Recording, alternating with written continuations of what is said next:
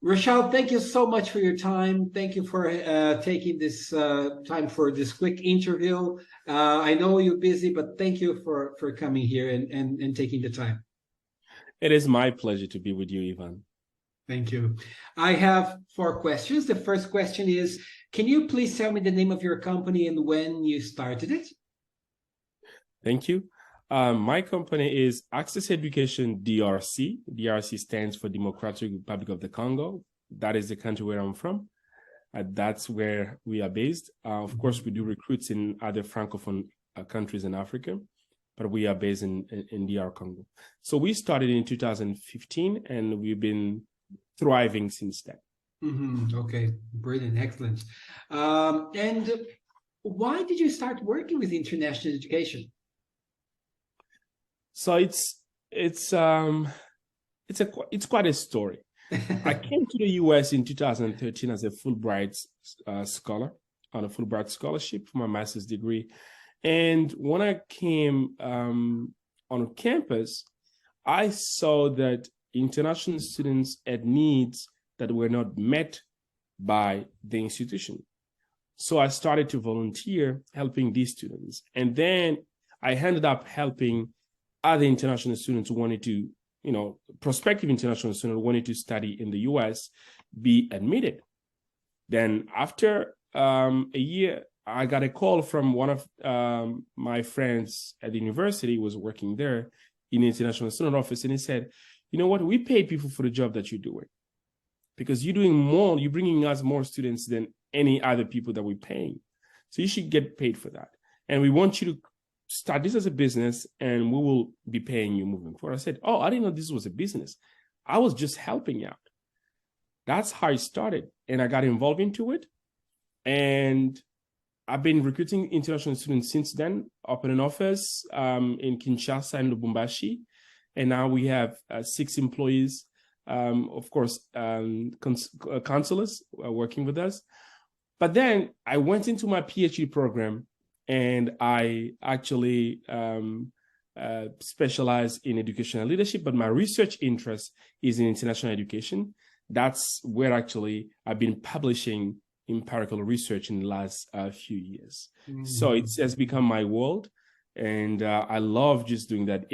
For me, it's putting together, recruiting students and serving them in my world is bringing cutting edge research results and applying them into the recruitment and support services we provide to students.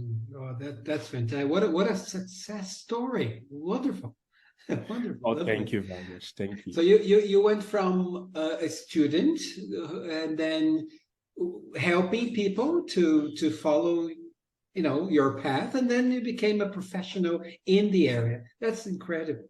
A beautiful story. Thank you for sharing, by the way. Thank you very much. And okay, so you've been on the road for a few years now, and how do you see, especially after the pandemic, how do you see the future of international education, if not in the world, in your country, back in Congo? Well, I'll go from globally and then go down to how I see it in Congo specifically. Now, globally, I see an increase in mobility, which we are seeing now after the pandemic. It will continue. But the reality is that there is a lot of competition in the world now. It used to be the US, Canada, and UK being the most attractive countries in the world. Now you have institutions, US education institutions, you have Canadian, UK's, New Zealand, Australian institutions going to countries like UAE, going to Qatar, going to Rwanda and opening satellite campuses. And that will actually allow those countries to send less students abroad, which will reduce the mobility in the next few years as I see it. But it's an opportunity for those countries actually to create their own routes towards international education and just being open to the world. So I see an increase globally, but other countries taking the share of the market. Now, talking about Congo, We are a French-speaking country. What I see is, of course, that increase, but I see that I see people going more into English-speaking countries than we are used to going to French-speaking countries like France, Belgium. We have an increase of the number of our students in the US based on the last IIE reports.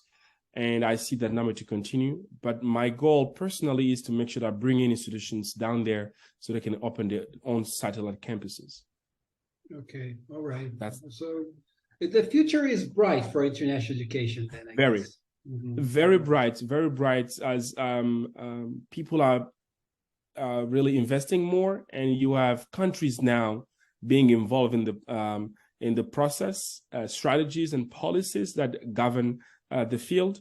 And I see this trend to continue. And the more we have people being brought in as professionals, I just see a bright future in this area. Oh, that's great. Great. Lovely. Thank you. The final question, what is one, I know there are many, but if you could pick one, what is one important lesson that you learned and you would like to share with other CPIEA members? Well, what I've learned so far in the last few years that I've been in this field is that agent institutions, let's just say international educators, we come from different countries with different social cultural backgrounds, but we fight for only one thing. We fight for a world that is open to all of us, and opportunities are being distributed fairly.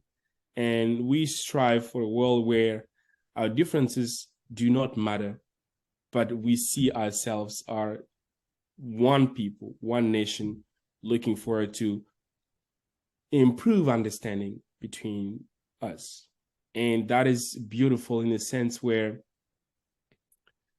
when we go to meet, we go to ISAF, you can see the differences. Where are you from? But at the end of the day, it just, we want to do one thing. It is making sure that we open doors to people and countries.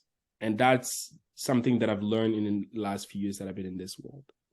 Yeah, that's beautiful and very inspirational, right? And it's so incredible what we can do through education and how important our roles are in our companies, right?